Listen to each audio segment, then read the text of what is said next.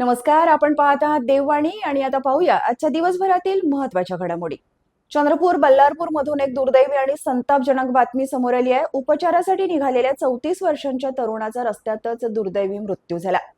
रात्रीच्या अंधारात दुचाकीवरून निघालेला तरुण सकाळी रस्त्याच्या कडेला मृतावस्थेत आढळल्याने संपूर्ण परिसरात एकच खळबळ उडाली. जुनोणा येथील 34 वर्षीय सूरज नरेंद्र नंदाराम यांची प्रकृती बिघडल्याने 24 जुलैच्या रात्री 8:30 वाजता ते दुचाकीने बाबूपेठ येथील दवाखान्यात उपचारासाठी निघाले होते. परंतु रात्री उशिरापर्यंत घरी पोहोचले नाहीत, त्यामुळे नातेवाईकांनी त्यांचा रात्रभर शोध घेतला.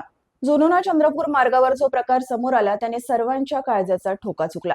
रस्त्याच्या कडेला निष्प्राण अवस्थेत पडलेला सूरजचा मृतदेह, अनियंत्रित दुचाकी, हा अपघात घसरून झाला की यामागे दुसरं काही कारस्थान आहे, असा प्रश्न उपस्थितांना पडला होता. बल्लारपूर पोलिसांनी घटनास्थळी धाव घेत मृतदेह शवविच्छेदनासाठी पाठवलाय. पोलीस निरीक्षक बिपिन इंगळे यांच्या मार्गदर्शनाखाली आता या घटनेचा तपास सुरू आहे. आजची सगळ्यात महत्त्वाची बातमी, विद्यार्थ्यांच्या आंदोलनाला अखेर मोठं यश मिळालंय. केंद्रीय शिक्षण मंत्री धर्मेंद्र प्रधान यांनी आपल्या पदाचा राजीनामा दिलाय. नीट परीक्षेच्या पेपर फुटी प्रकरणानंतर तापलेलं वातावरण, दिल्लीतील जंतर मंतरवर महिनाभर रंगलेलं कॉक्रोच जनता पार्टीचं वादळी आंदोलन आणि आंदोलकांची अढळ भूमिका, या अभूतपूर्व दबावापुढे अखेर केंद्र सरकारला माघार घ्यावी लागली. धर्मेंद्र प्रधान यांनी आपला राजीनामा थेट पंतप्रधान नरेंद्र मोदी यांच्याकडे सुपूर्द केला असून पंतप्रधानांनी तो स्वीकारल्याची माहिती मिळते. राजीनाम्यानंतर सोशल मीडियावर पत्र शेअर करत प्रधान म्हणाले, विद्यार्थ्यांचे भविष्य सुरक्षित राहण्यासाठी आणि या आंदोलनाचा गैरफायदा राष्ट्रविरोधी शक्तींनी घेऊ नये म्हणून मी हा निर्णय घेतोय. विद्यार्थ्यांच्या एकजुटीचा हा मोठा विजय मानला जातोय. शिक्षण क्षेत्रातील या महाभूकंपाचे आता पुढे काय पडसाद उमटणार याकडे सर्वांचे लक्ष लागले आहे. भंडारा जिल्ह्यातील साकोली तालुक्यात आज पहाटे भीतीदायक घटना घडली. नागझिरा व्याघ्र प्रकल्पालगतच्या चांदोरी गावात बिबट्याने अक्षरशः धुमाकूळ घालत 2 शेळ्यांचा फडशा पाडला, तर उपसरपंचासह दोघांवर जीवघेणा हल्ला केला. पहाटे गावात शिरलेल्या बिबट्याने प्रथम 2 शेळ्यांवर हल्ला करून त्यांना ठार केले. त्यानंतर तो एका घराच्या शौचालयात जाऊन लपून बसला. ही बातमी गावभर पसरताच नागरिकांनी घटनास्थळी मोठी गर्दी केली आणि संपूर्ण गावात भीतीचे वातावरण निर्माण झाले. याचवेळी बिबट्याला पाहण्यासाठी गेलेल्या उपसरपंच जितेंद्र रहाटे आणि मंगेश झोडे यांच्यावर बिबट्याने अचानक झडप घालत हल्ला केला. या हल्ल्यात दोघेही किरकोळ जखमी झाले असून त्यांच्यावर उपचार सुरू आहेत. घटनेची माहिती मिळताच वनविभागाचे पथक तातडीने घटनास्थळी दाखल झाले. ग्रामस्थांच्या मदतीने परिसर रिकामा करण्यात आला आणि तब्बल 2 तासांच्या थरारक रेस्क्यू ऑपरेशन नंतर बिबट्याला सुरक्षितपणे जेरबंद करण्यात वनविभागाला यश आले. चंद्रपूर जिल्ह्यातील विद्यार्थ्यांसाठी दिलासादायक आणि शिक्षण व्यवस्थेसाठी अत्यंत महत्त्वाची बातमी. जिल्हा परिषदेच्या प्राथमिक शाळांमधील शिक्षकांची मोठी कमतरता भरून काढण्यासाठी तब्बल 251 सेवानिवृत्त शिक्षकांची कंत्राटी तत्वावर नियुक्ती करण्यात आली आहे. जिल्हा परिषद चंद्रपूर अंतर्गत सध्या 731 शिक्षकांची पदे रिक्त असून त्यामुळे अनेक शाळांमध्ये अध्यापनावर परिणाम होत होता. विद्यार्थ्यांचे शैक्षणिक नुकसान टाळण्यासाठी आणि शिक्षणाचा दर्जा कायम ठेवण्यासाठी हा महत्त्वाचा निर्णय घेण्यात आला आहे.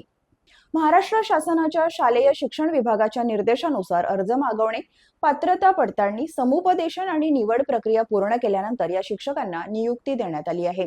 या निर्णयामुळे अनेक ग्रामीण शाळांमध्ये अध्यापनाला गती मिळणार असून विद्यार्थ्यांना नियमित शिक्षक उपलब्ध होणार आहेत. दरम्यान उर्वरित रिक्त पदे भरण्याची प्रक्रिया ही शासनाच्या मार्गदर्शक सूचनानुसार सुरू असल्याची माहिती जिल्हा परिषदेच्या उपशिक्षणाधिकाऱ्यांनी दिली आहे. विद्यार्थ्यांचे शैक्षणिक नुकसान टाळण्यासाठी आणि गुणवत्तापूर्ण शिक्षण सुनिश्चित करण्याच्या उद्देशाने जिल्हा परिषद चंद्रपूरने उचललेले हे एक महत्त्वाचे पाऊल मानले जाते. चंद्रपूर बस स्थानक परिसरात चोरीचा अजब प्रकार समोर आला असून चंद्रपूर पोलिसांच्या तत्परतेमुळे चोराला रंगेहात पकडण्यात यश आले आहे. पोलिसांनी दिलेल्या माहितीनुसार 24 जुलै रोजी सुनील आनंदराव राऊत, वय 27 वर्षे, राहणार करगाव सावली, हे सायंकाळी 5 वाजताच्या सुमारास चंद्रपूर बस स्थानक येथे बसची वाट पाहत खुर्चीवर बसून होते. दरम्यान एक अज्ञात इसम त्यांच्याजवळ आला आणि तुझ्या खिशात काय आहे दाखव असं म्हणून जबरदस्तीने त्याच्या खिशात हात घालण्याचा प्रयत्न केला. त्यावेळी सुनीलच्या खिशात एका प्लास्टिक पिशवीमध्ये रोख 20,000 रुपये आणि आधार कार्डची झेरॉक्स होती. अज्ञात चोरट्याने बळजबरीने फिर्यादी सुनीलच्या खिशात हात घालून ती प्लास्टिक पिशवी चोरून पळून गेला. फिर्यादीने त्याचा पाठलाग केला, मात्र तो आपल्या साथीदारासह मोटारसायकलवरून पळून जाण्यात यशस्वी झाला. फिर्यादीने पोलिसात तक्रार दाखल केल्यानंतर पोलीस निरीक्षक प्रभावती एकुरके यांनी गुन्हे शोध पथकाला तात्काळ गुन्हेगाराचा शोध लावण्यास सांगितले आणि बस स्थानकावरच्या सीसीटीव्ही फुटेजवरून सदर दोन्ही आरोपी हे रामनगर पोलीस स्टेशनच्या अभिलेखावरील गुन्हेगार असल्याचे निष्पन्न झाले आणि पोलिसांनी तात्काळ सूत्रे हलवत आरोपींचा शोध लावला। आरोपी शेख जुबेर शेख वय 34 वर्ष रहमतनगर, तर दुसरा आरोपी रोहित संदीप खडसे राहणार तळेगाव जिल्हा वर्धा, सध्याचं त्याचं राहणं एकोरीवाड यांना पोलिसांनी ताब्यात घेतले आणि फिर्यादीचे रोख 20,000 रुपये व आधार कार्डची झेरॉक्स असलेली प्लास्टिक पिशवी पोलिसांनी फिर्यादीकडे सुपूर्द केली आहे। गडचिरोली जिल्ह्यातील माओवाद संपुष्टात आल्याचे सरकारने जाहीर केल्यानंतर एका माथेफिरूने मुद्दाम माओवादी असल्याचे भासवून बॅनर व पत्रके टाकून दहशत निर्माण केली। या आरोपीला पोलिसांनी अटक केली आहे। गडचिरोली जिल्ह्यातील माओवाद संपुष्टात आला असून गडचिरोली पोलीस दलाच्या अभिलेखावर एकही माओवादी शिल्लक नाही। गेल्या काळात गडचिरोली पोलीस दलाच्या वतीने सातत्याने अभियान राबवण्यात येऊन ऑपरेशन अंतिम प्रहारच्या माध्यमातून विशेष शोध मोहीम राबवून गडचिरोली जिल्ह्यातील माओवाद्यांची दहशत संपुष्टात आणली आहे।